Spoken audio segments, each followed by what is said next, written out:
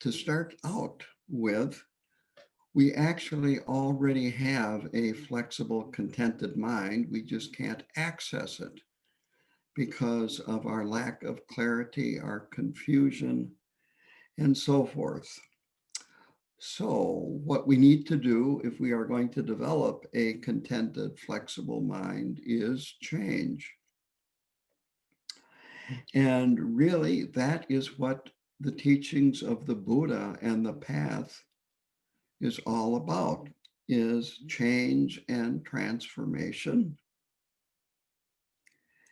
And that it is accepting that we need to change and transform, that where we are now is problematic. And so if your mind is not flexible and you have discontent, problems, and so forth, then it means that you need to change. And of course, change is slow, and sometimes the change does not happen the way we would like it. One of the most profound methods of change in Buddhism is shamatha meditation. And it isn't that we're trying to do something, to accomplish something, to make specific changes in our lives, is that shamatha meditation helps us let go. It helps us when things arise in our mind to give them some space.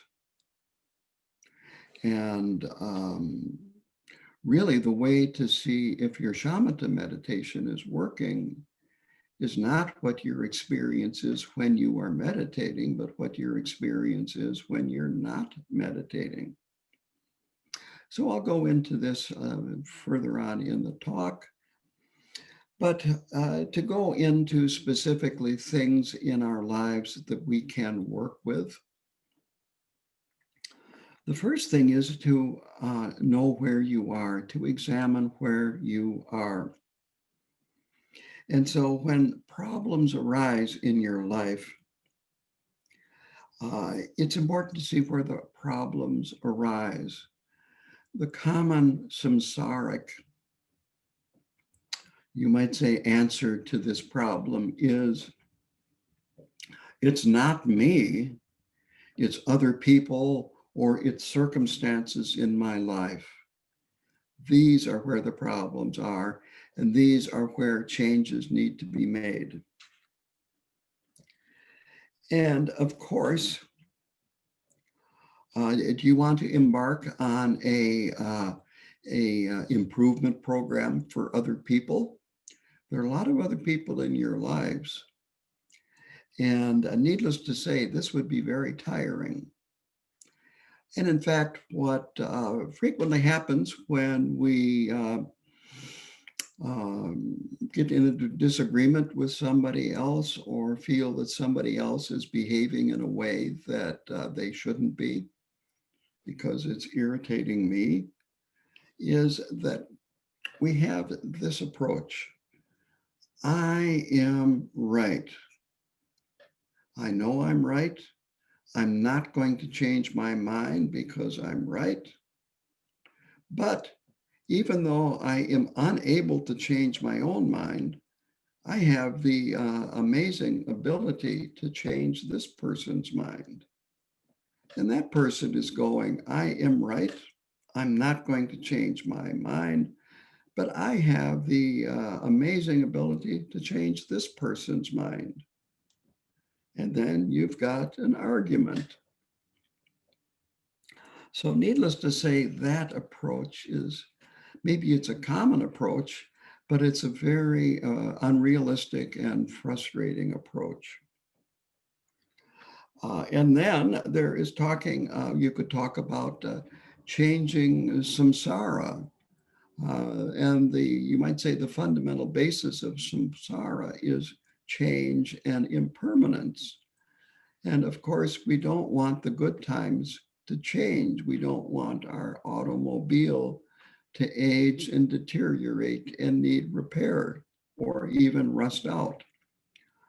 And so it is with all of our, you might say, our possessions that we like and the situations that we are in that we like, that they are going to change no matter what happens. And there's nothing that you're going to do to change that. And so are you going to try to fight that? Well, we do. So it's important to understand what we can control in life and what we have little control or no control over.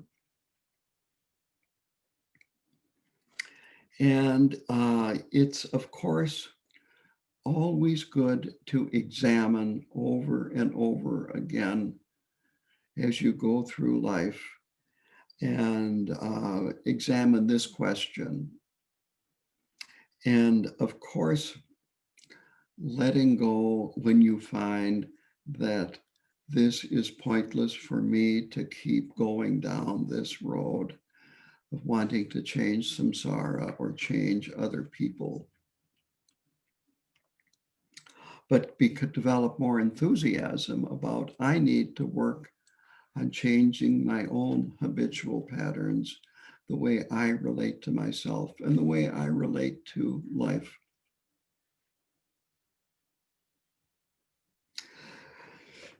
So I have some opposites here. One is a flexible versus rigid. And it might seem pretty obvious. Rigid is that this is the way things are. There couldn't be another possibility. And I'm not going to change. I'm just going to keep working on it to make it change. There's a slogan that I think it comes from business, which is if it's not working, do more of it. And that's this rigid approach. That this is, you might say, exemplified by denial, about not really seeing that there is a problem here. It's just that I have to keep following this path until I am successful. And flexible is that when things arise, that we can see different possibilities, different ways of working with this problem. This requires, of course, clarity, because if you don't see possibilities, you certainly are not going to try them. In a way, if you keep following this logic, this leads to emptiness, and emptiness is nothing but possibilities. There's nothing rigid about emptiness.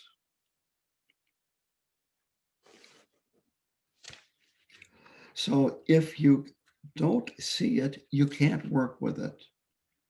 One of the best methods for developing clarity is to meditate, to have a regular meditation practice where you are training your mind to let go of the thoughts that are in your mind.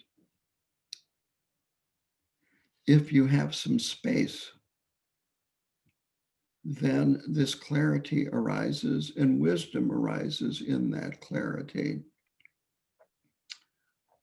And then you start being able to see possibilities when you are not meditating. It would be an incorrect way to practice to have a pad of paper and a pen on your meditation, next to your meditation cushion. And then when you have this moment of clarity and your wisdom comes, start writing down things. I've actually had people say that they have been known to write down poetry when they're meditating because these things arise. Uh, no, if these things are really valuable, they will arise when you're not meditating. But this is an indication that it's important to allow some clarity and allow wisdom to arise. You might say it's showing that this works. So contented is very simply being satisfied with what you are experiencing right now. It doesn't mean that you don't have problems, that you don't have things to do, but right now you are satisfied and contented. And when you're doing these things, you can actually be satisfied and contented while you are engaging in various activities.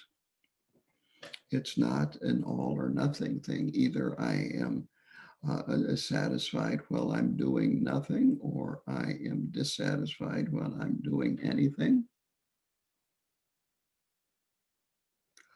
And so this is an important point. Again, clarity helps this. With clarity, we can see problems. And with clarity, most problems diminish in size dramatically sometimes. That it's so easy for us to blow things way out of proportion and make a big deal of something that is extremely small or even insignificant.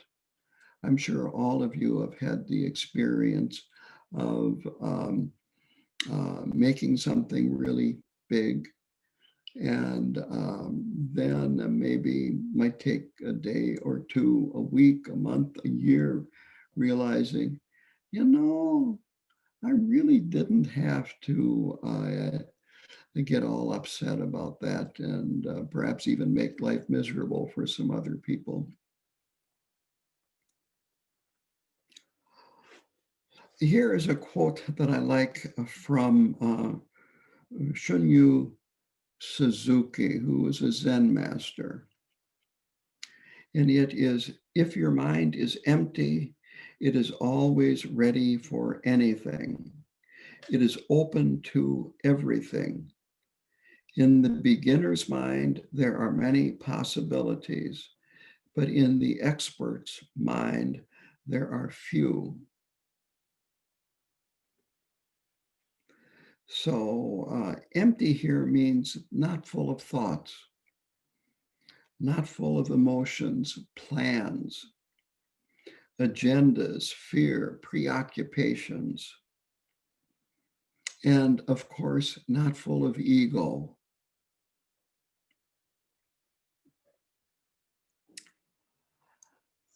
This is empty of living in the past or planning for the future.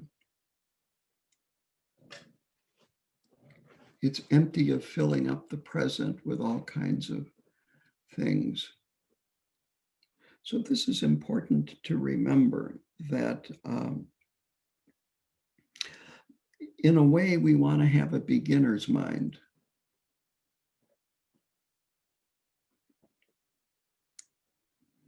It's much easier and much more, so we say, satisfying. There's less dissatisfaction. You're absent of the rigidity.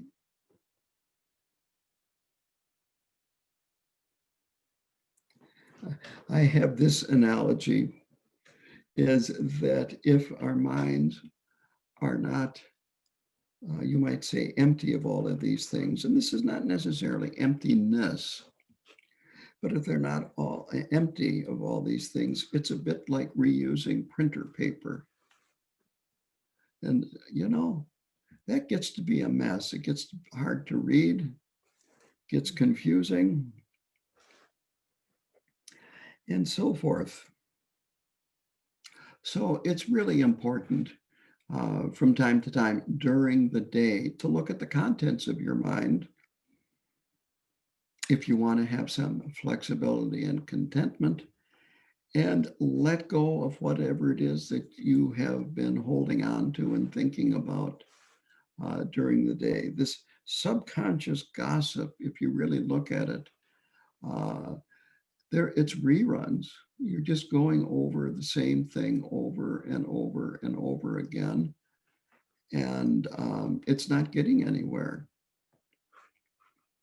It's funny, you don't really usually want to watch a rerun 5, 10, 15, 20 times in the day. But when it comes to subconscious gossip, no problem. So it's good to be able to let go of the subconscious gossip. Here is a quote from Galwang Karmapa that I like. Throughout the day, remind yourself that your life is happening right now. A whole lifetime of possibilities stretches out before you every moment.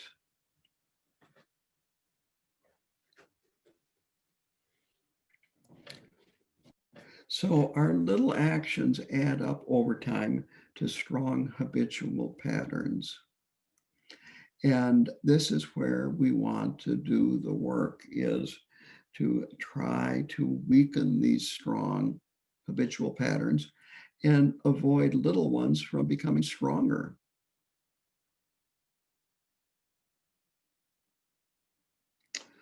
So it's really important to, instead of seeing problems, to see possibilities.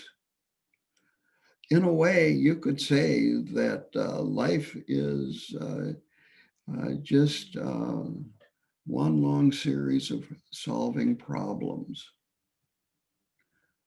But if you start seeing them as possibilities, life is one long series of possibilities. Needless to say, you are the ones that choose. What choice do you want to make?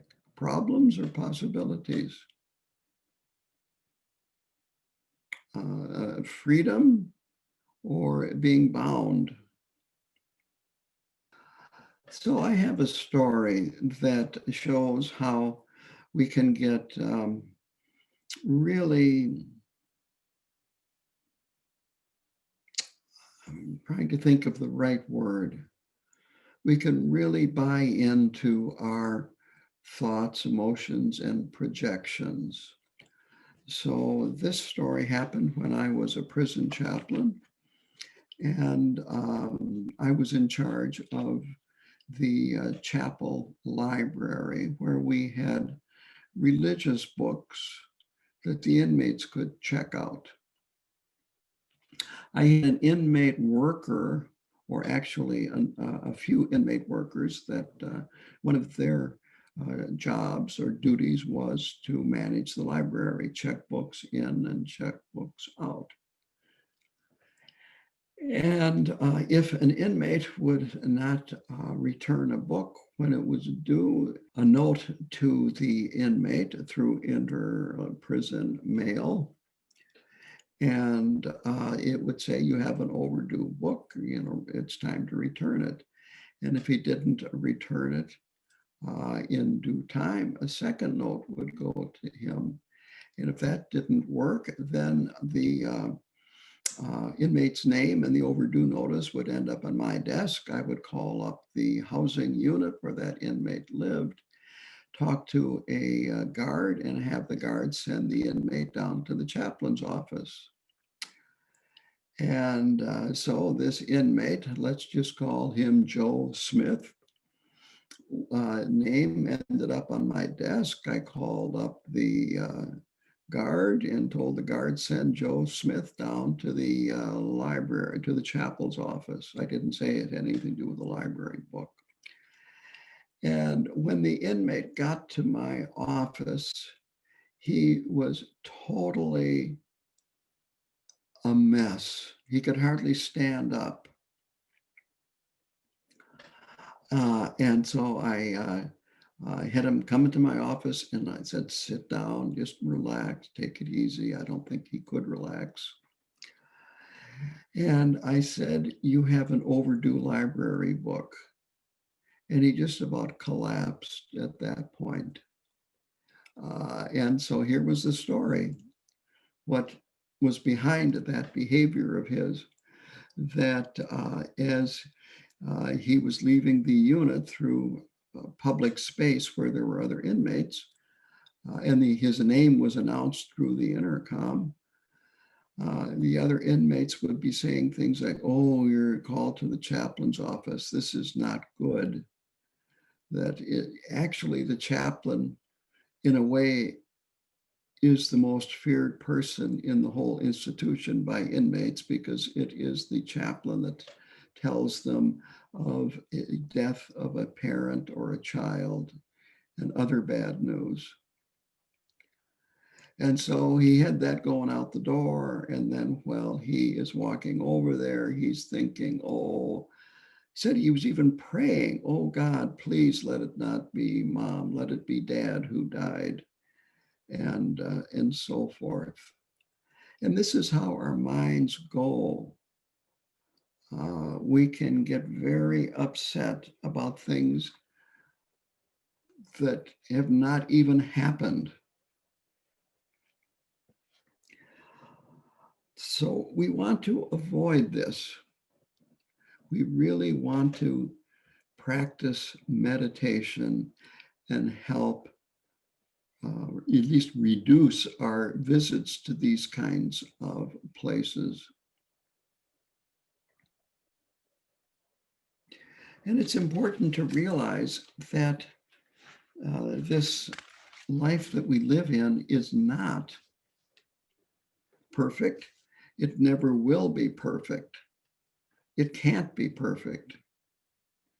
And so no matter what we do, things are going to arise that will not be what we would like if we have expectations, plans, and so forth. Here is a quote again from Galwan Karmapa. When, because of external or internal circumstances, there comes some sort of a change, we need to be able to go along with that change so that whatever happens, we go with the flow of events. If we are able to do this, then in our own mind, we can be more relaxed. We can be more expansive. When we go along with that, then we can be comfortable, relaxed, and spacious in our minds. If we're able to do this, then we are able to be happy and have a comfortable and contented life.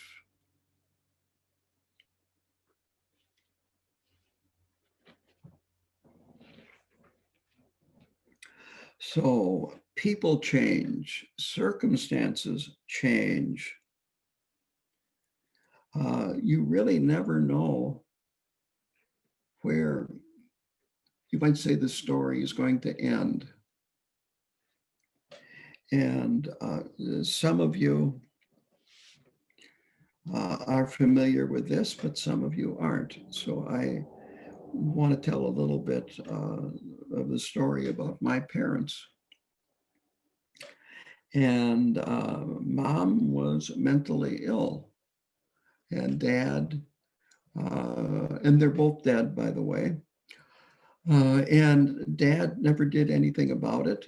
As I grew older and she grew older, even when I was still a child and in public school, things got worse. And it wasn't until much later in life that I realized it. But by the time I graduated from high school, I had PTSD, post-traumatic stress syndrome, and mild depression and all kinds of other issues.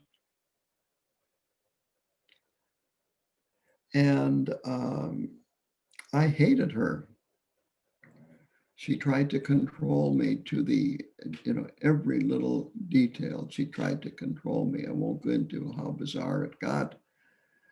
But anyway, I did not go home for 29 years. She was in love with me as her child.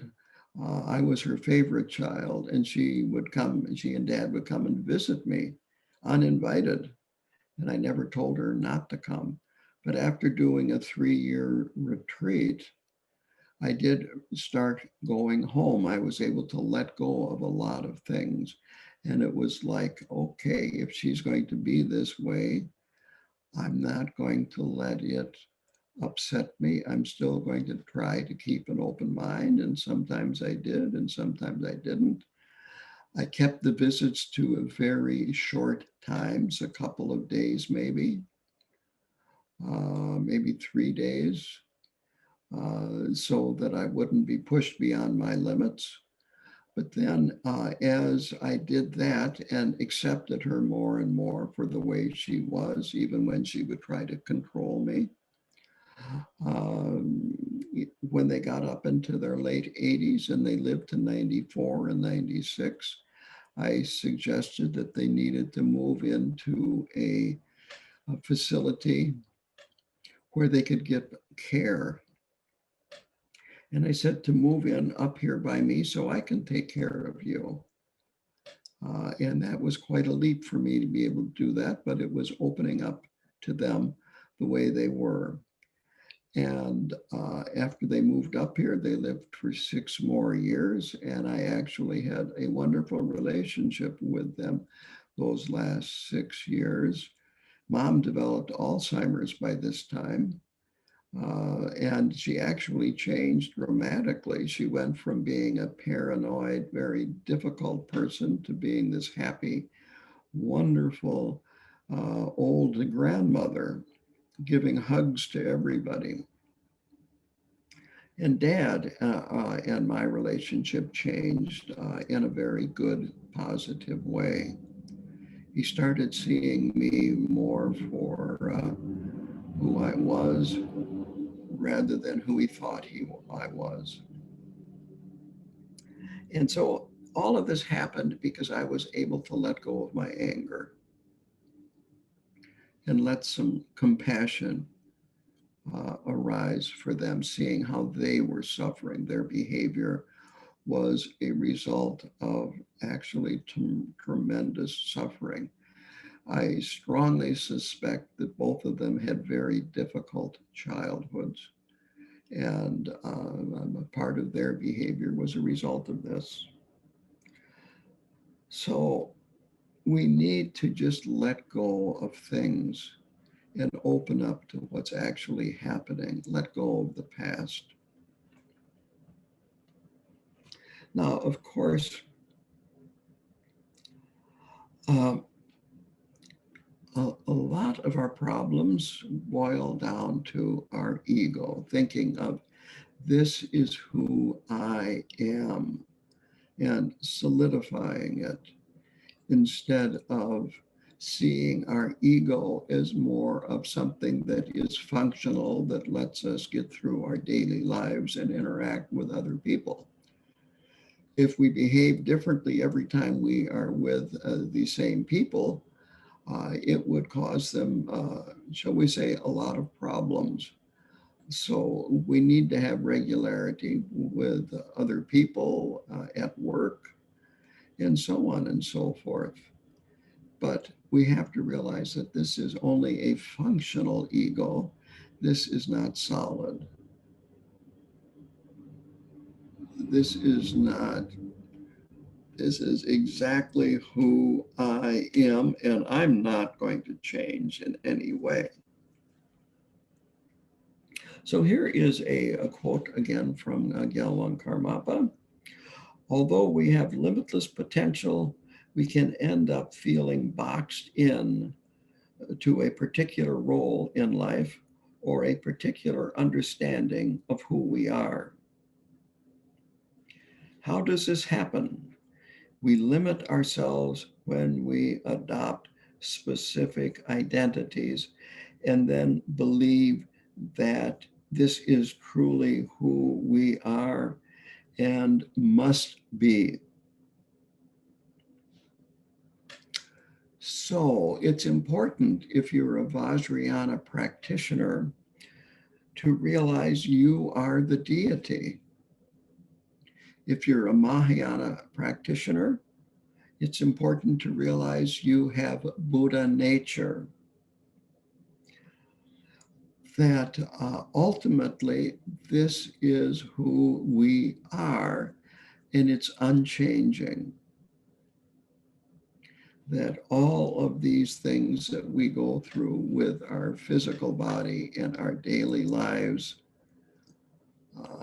are just, you might say, very temporary, fleeting, and so forth.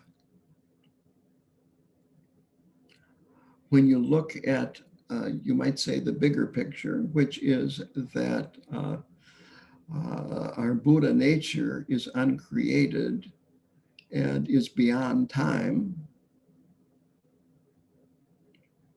The Buddha talked of the beginningless beginning and the endless end. If that isn't beyond time, I don't know what is. And then what happens to us in 24 hours is pretty insignificant, pretty small in the bigger picture of things. So it's important to keep reminding ourselves of our inherent perfection, our Buddha nature, our purity, and that loving kindness and compassion are the radiance of that perfection, that Buddha nature. Or if we are, again, Vajrayana practitioners, these are the radiance of that deity. So this, of course, can be difficult because we are attached to our body and to our ego. And we have been from the beginningless beginning. And that's why we keep taking rebirth in samsara after we die.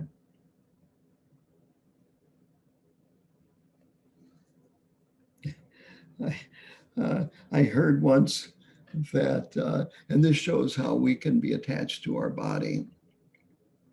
The Vajrayana deities almost always are youthful, are young, because mind is youthful and young. It is beyond time. It is beyond aging. And so this one person wanted to have a middle-aged, chubby deity that they could relate to better. Oh, and one that wasn't sexy. I guess a deity that was fully clothed. And of course, that's just getting too fixated on our own bodies. That's not who we are. Bodies come and go.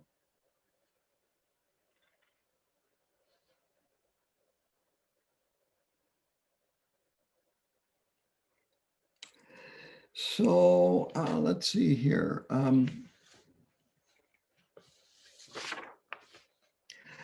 I guess I want to talk more about meditation then, because in Tibetan Buddhism and Vajrayana, which is really the specialty of Tibetan Buddhism, it's easy to think that I need to do more Vajrayana practices, deity practices, and put shamatha behind me. Some teachers really stress shamatha, and for good reason. It is because the Western mind is so complicated, so busy, and it just keeps getting more and more because of the modern world, the digital world. There is just so much out there to distract us that things happen so quickly. We have a 24-hour news cycle now. We have all kinds of social media, whether it be Facebook, um, Twitter, and on and on and on and on and on. I even, during this talk, I got a message on Messenger. And all of these things just keep our minds going at a faster and faster pace. And if you live in the city, you drive around and there's all kinds of ads to distract you, all kinds of things, new things to distract us. And we get caught up in materialism and consumerism, and we can't let go of things. At the present time, we still have some political turmoil in the change of administrations. We have the pandemic. There is a huge amount of hunger in this country. There are lots of problems that have come to light in the last few years, and many that were around long before then that we were aware of, that would be good, would be helpful if these problems were addressed. But we can't carry all of this around with us. We have to meditate, do shamatha meditation, and keep letting go of whatever comes up in our minds when we are meditating. So I can't stress this enough, that it is really a good idea to, if you are not meditating, but you're just doing Vajrayana deity practices, to maybe add a little bit of shamatha somewhere before you start, if that's at all possible.